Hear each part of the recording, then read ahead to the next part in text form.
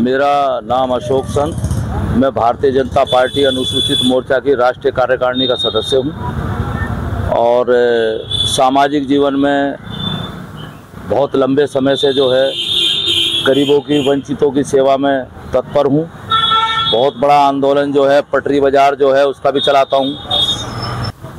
जो परम पूज्य बाबा साहब जो वंचितों के, शोषितों के मसीहा थे, उनकी 134वीं जयंती जो है बहुत धूमधाम से गाज़ियाबाद में नहीं पूरे विश्व में मनाई जा रही है। अभी भी आपको पता लगा होगा कि अमेरिका ने भी बाबा साहब की जो है सम्मान दिया है बाबा साहब को। ये कोई छोटा सम्मान नहीं है, कोई कुछ भी कहे, लेकिन मेरा साफ कहना है इस बात के लिए कि जो सम्मान जो बाबा साहब ने इस समाज को दिया है और जो ये समाज जो है वंचित समाज यहाँ तक पहुँचा है, उसमें किसी का कोई योगदान नहीं है। इसमें सबसे बड़ा योगदान डॉक्टर B.R. अम्बेडकर जी का है। अगर वो ना होते तो हमें ये सम्मान नहीं मिलता। आज जो सम्मान के हम जो हकदार हैं तो वो उन्हीं की देन है।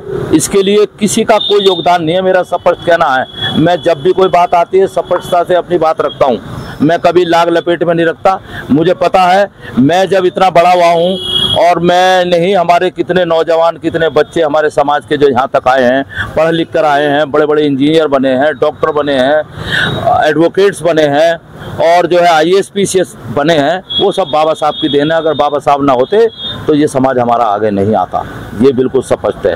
और आज जो है उनका हम कर्जदार हैं और हमें उनकी भव्य तरीके से जो जयंती है मनानी भी चाहिए और आगे आने वाली जो हमारी जनरेशन है, हमारी जो पीढ़ियां हैं, उन्हें ये बताना चाहिए कितने कष्टों से बाबा साहब ने हमें जो है यहाँ तक पहुँचाया। उनकी बदौलत ही हम यहाँ तक आए, उन्हें भूलना नहीं चाहिए।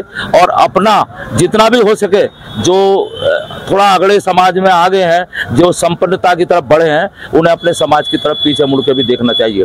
इसलिए देखना चाहिए कि बाबा साहब के 3 जो स्लोगन थे, शिक्षित बनो, संगठित रहो, संघर्ष करो, तो उसमें सब कुछ है। हमें ये मान लेना चाहिए हमें बहुत आगे जाने के लिए संघर्ष भी करना पड़ेगा और एकजुटता भी दिखानी पड़ेगी।